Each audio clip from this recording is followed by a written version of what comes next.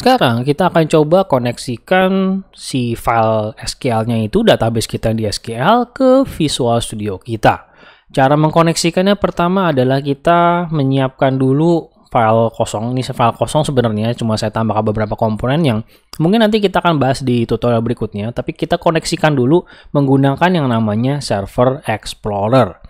Server Explorer ini letaknya mungkin nggak sama di kalian, punya saya letak di sini, tapi kalau misalkan dia nggak ada, kalian bisa dari View, Server Explorer. Nantinya dia akan kebuka tampilan kurang lebih seperti ini. Ini di sini kita akan tambahkan server kita, yaitu database kita yang sudah ada di dalam SQL. Nantinya kita akan bisa masukin dia ke dalam Server Explorer ini. Cara mendapatkannya tinggal klik kanan, Add Connection. Di Add Connection ini nanti kita akan memilih server name-nya. Di server name ini adalah menyesuaikan nama dari server di sini, yaitu kebetulan punya saya adalah mengikuti dari nama PC-nya ya, Antares PC seperti ini. Jadi saya harus menuliskan yang sama, tapi untungnya dia tidak case sensitif ya.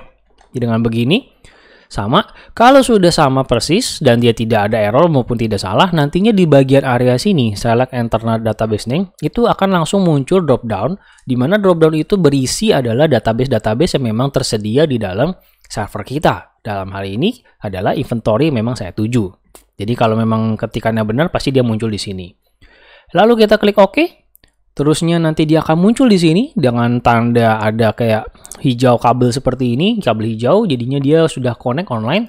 Dan kalau kita buka, sebenarnya tampilan di sini dan fungsi Server Explorer ini hampir kurang lebih mirip seperti kita menggunakan si SQL Server Management Studio ini. Karena ya ini versi istilahnya kayak versi mininya lah. Kalian bisa gunakan fungsi yang kurang lebih sama yang ada di sini dan di sini, tapi di Visual Studio juga bisa. Jadi tabelnya ada, ya sama. Kalian juga bisa melihat isi dari tabelnya, cuma mungkin bahasanya sedikit berbeda. Kalau tadi di sini itu kalau kita mau ngeliat tabel kan bahasanya select top 1000 row. Ya ini mungkin bahasanya namanya adalah show tabel data. Ya cuma berbeda sedikit, tapi kalian bisa coba-coba sendiri. Kalian juga bisa ngecek sendiri fungsi-fungsi yang memang tersedia di dalam SQL Server Management Studio juga sebenarnya ada di sini.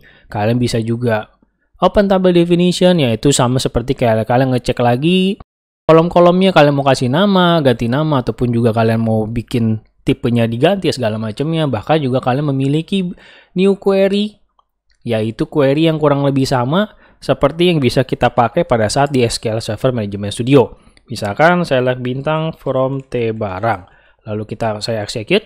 Execute-nya menggunakan tombol execute yang di sini ya. Ini adalah tombol start untuk menjalankan program VB, berbeda. Yang execute ada di sebelah sini. Nah, jadi sekarang sudah jalan seperti biasa dan ya bisa ya. Jadi kita bisa menggunakan ini juga sama seperti kayak kita menggunakan pada di SQL Server Management Studio. Kurang lebih hampir sama fungsinya dan kalian bisa menggunakan yang sama seperti itu, tapi di dalam Visual Studio ini.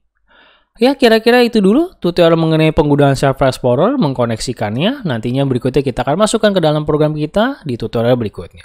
Sekian tutorial kita kali ini. Thank you for watching. Keep learning. Sampai jumpa di tutorial berikutnya.